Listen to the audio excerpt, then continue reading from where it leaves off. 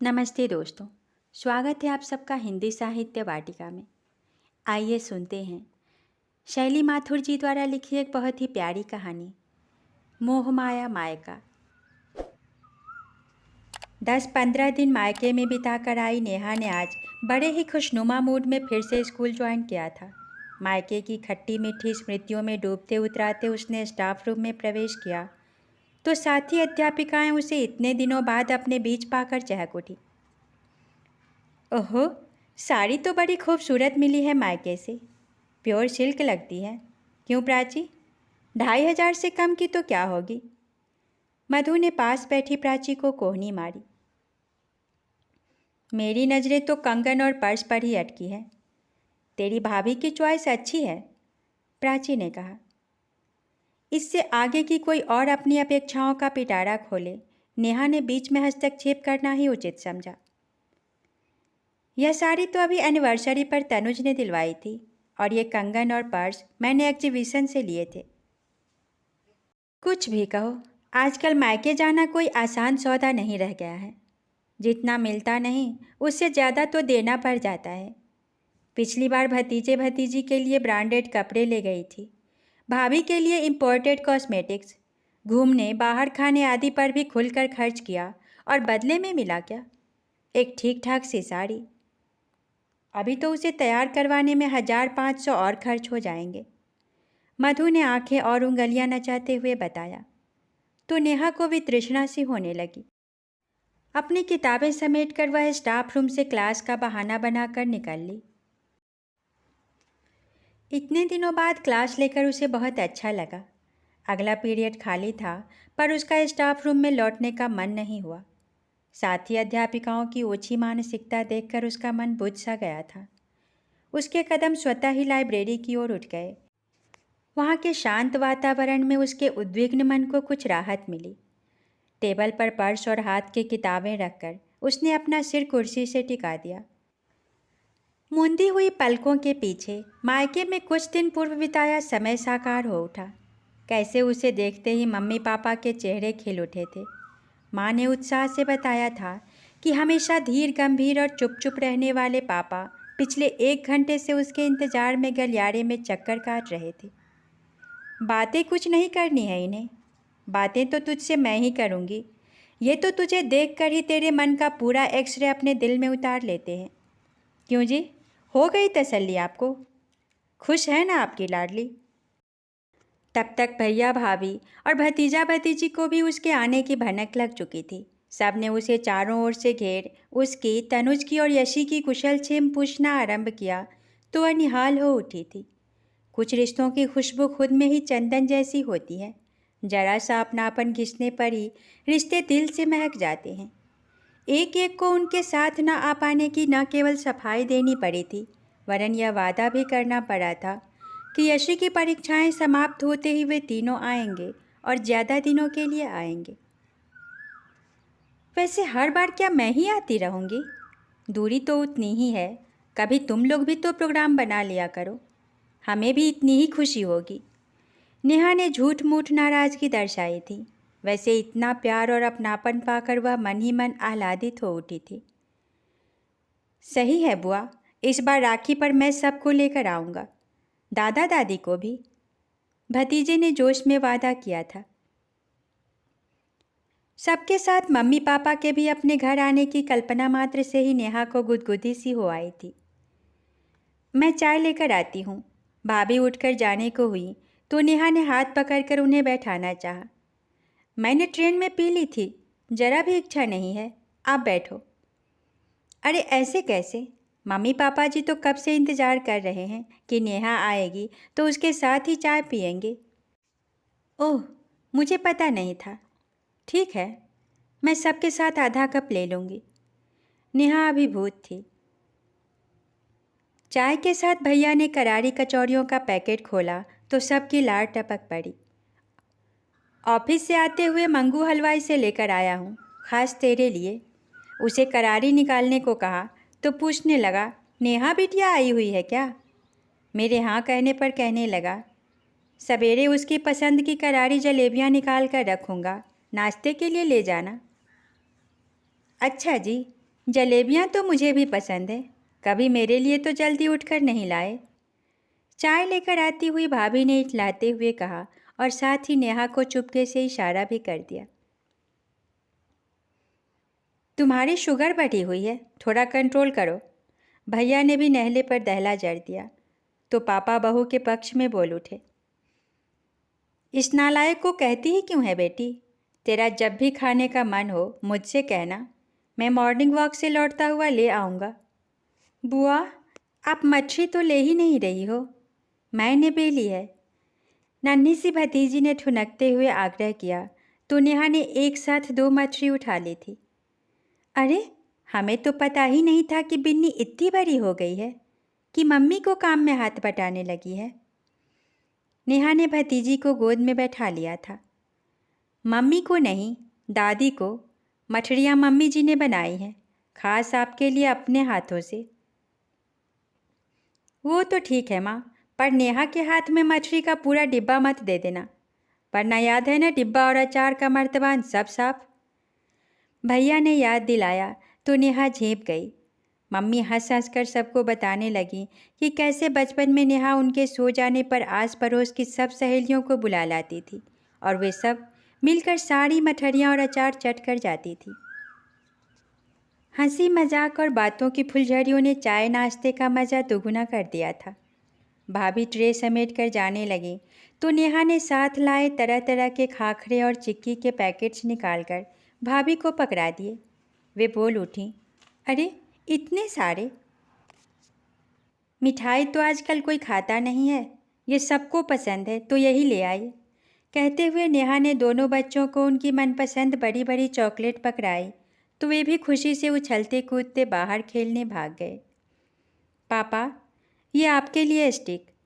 सुबह आप वॉक पर जाते हैं तो मम्मी को चिंता बनी रहती है कहीं कुत्ते पीछे न पड़ जाए। नेहा ने अपने पिटारे में से अगला आइटम कलात्मक छड़ी निकालते हुए कहा। अरे वाह, यह तो बड़ी सुंदर है, मूठ तो देखो कैसी चमक रही है। पापा ने हाथ में छड़ी पकड़कर अदा से घुमाई तो भाव विभोर नेहा खेल उठी। और मम्मी, ये वो ऑर्थो चप्पल मैंने आपको फ़ोन पर बताया था ना, इन्हें पहनकर चलने से आपकी एड़ियों में दर्द नहीं होगा। काफ़ी महंगी लगती हैं। चप्पलों को हाथ में लेकर उलट पुलट कर देखती मम्मी के हाथ से नेहा ने चप्पलें खींच ली और ज़मीन पर पटक दी। ये पाँव में पहनने के लिए हैं, पहनकर चलकर दिखाओ, आरामदायक हैं या नहीं। टन टन टन अगले पीरियड की घंटी बजी तो नेहा की चेतना लौटी। फटाफट अपना पर्स और पुस्तकें संभालती वह अपनी कक्षा की ओर बढ़ चली। हिंदी व्याकरण का क्लास था, इस विषय पर तो उसकी वैसे ही गहरी पकड़ थी। नेहा को याद आया, उस दिन वह रसोई में भाभी का हाथ बटाने गई तो भाभी ने उसके हाथ कसकर थाम लिए थे। नहीं दीदी, ये सब मैं कर लूँगी, आपसे एक दूसरा बहुत ज़रूरी काम है। आपके भतीजे की परीक्षाएं समीप हैं और सब विषय तो मैं और आपके भैया उसे तैयार करवा देंगे। बस हिंदी, वो भी विशेषकर व्याकरण, यदि आप उसे यहाँ रहते तैयार करवा देंगी तो हम निश्चिंत हो जाएंगे। हाँ हाँ, क्यों नहीं, वो भी करवा दूंगी, अभी खाना तो बनवाने दो। पर भाभी ने एक न सुनी थी। दोनों बच्चों को कमरे में नेहा के सुपुर्द करके ही रसोई में लौटी थी। नेहा ने भी उन्हें निराश नहीं किया था, दोनों बच्चों की खूब अच्छी तैयारी करवा दी थी। आज घर लौटकर बात करती हूँ कैसे हुई दोनों की परीक्षाएं। तेजी से क्लास की ओर कदम बढ़ाती नेहा के दिमाग में विचारों का आदान प्रदान भी तेजी से चल रहा था। शाम को घर लौटते हुए सास ससुर की दवाइयाँ भी लेनी है। नेहा ने पर्स खोलकर चेक किया। दोनों की दवा की पर्चियाँ तो सवेरे याद से रख ली थी। तनुज तो व्यस्तता के मारे कभी पर्चियाँ रखना भूल जाते थे तो कभी लाना, अब तो यह जिम्मेदारी उसी ने संभाल ली है। तभी तो उस दिन मायके में भी वह मम्मी पापा के साथ जाकर उनके सारे रेगुलर टेस्ट करवा लाई थी, साथ ही महीने भर की दवाइयाँ भी ले आई थी। भैया तो हर बार करवाते ही हैं, मैं वहीं थी, फ्री थी, सो साथ चली गई। इतनी छोटी सी मदद को भी सारे घर वालों ने सिर आंखों पर लेकर उसे आसमां पर बैठा दिया था। याद करते हुए नेहा की आंखें नम हो उठी, जिन्हें चुपके से पोंछते हुए वह कक्षा में दाखिल हो गई थी। शाम को नेहा सास ससुर की दवाइयाँ लेकर घर पहुंची तो पाया दोनों किसी गहन चर्चा में मशगूल थे। रितु आ रही है चुन्नू को लेकर, दामाद जी को तो अभी छुट्टी है नहीं। अरे वाह, रितु आ रही है, यह तो बहुत खुशी की बात है। नेहा उत्साहित हो उठी। हम उम्र रितु उसकी ननद कम सहेली चाहता थी। उसका जन्मदिन भी है, सोच रहे हैं सबसे बढ़िया महंगे होटल में पार्टी रखें। यहाँ उसके जो ससुराल वाले हैं उन्हें भी बुला लेंगे, कुछ अपने इधर के हो जाएंगे। तुम और तनुज जाकर उसके लिए अच्छी महंगी साड़ी खरीद लाओ। दामाद जी और चुन्नू के भी बढ़िया कपड़े ले आना। रितु को लेने तो आएंगे ही, तब दे देंगे। तब हमेशा की तरह ससुराल वालों के लिए साथ में मिठाई और मेवे वगैरह भी दे देंगे। सबको पता तो चले उसका मायका कितना समृद्ध है। सुनिए जी, आप तो आज ही बैंक से 20-30 हज़ार रुपये निकाल लाइए। सास की बात समाप्त हुई तो नेहा के सम्मुख ननद का उदास चेहरा घूम गया। पिछली बार उसने अपने दिल की बात सहेली समान भाभी के सम्मुख खोल कर रख दी थी। भाभी, माना मम्मी पापा आप सब समर्थ हैं, बहुत बड़ा दिल है आप सबका, पर मुझे हर बार आकर आप लोगों का इतना खर्चा करवाना अच्छा नहीं लगता। एक संकोच सा घेरे रहता है हर समय, लगता है सब पर बोझ बन गई हूँ। ऐसा नहीं सोचते पगली, सब तुम्हें बहुत प्यार करते हैं। नेहा ने उसे प्यार से समझाया था, लेकिन आज नेहा को वह समझाइश अपर्याप्त लग रही थी। उसे मायके में बिताया अपना खुशगवार समय याद आ रहा था। भैया उस दिन उसे उसकी मनपसंद ड्रेस दिलवाने बुटीक ले गए थे। वापसी में उन्होंने एक लंबा रास्ता पकड़ लिया तो नेहा टोक बैठी थी, इधर से क्यों भैया? इधर से तेरा स्कूल आएगा, मुझे लगा तुझे पुरानी यादें ताज़ा करना अच्छा लगेगा। सच में स्कूल के सामने पहुंचते ही नेहा की बाछें खिल गई थी। अरे, यह तो काफ़ी बदल गया है। वो कृष्णा मैम जा रही दिखती हैं, ये अभी तक यहाँ पढ़ाती हैं। नेहा उचक उचक कर खिड़की से देखने लगी तो भैया ने कार रोक दी थी। जा मिलकर आ जा मैम से, मैं यहीं गाड़ी में बैठा कुछ फ़ोन कॉल्स निपटा लेता हूँ। नेहा को तो मानो मुँह मांगी मुराद मिल गई थी। अचानक ही उसके पर निकल आए थे। उड़ते हुए वह अगले ही पल अपनी मैम के सम्मुख थी। वे भी उसे देखकर हैरान रह गईं। बातों का सिलसिला शुरू हुआ तो स्कूल की घंटी बजने के साथ ही थमा। नेहा ने स्कूल के बाहर खड़े अपने चिर परिचित दीनू काका से भी दुआ सलाम करके 2 कुल्फियाँ लीं और भैया की ओर बढ़ाई थी।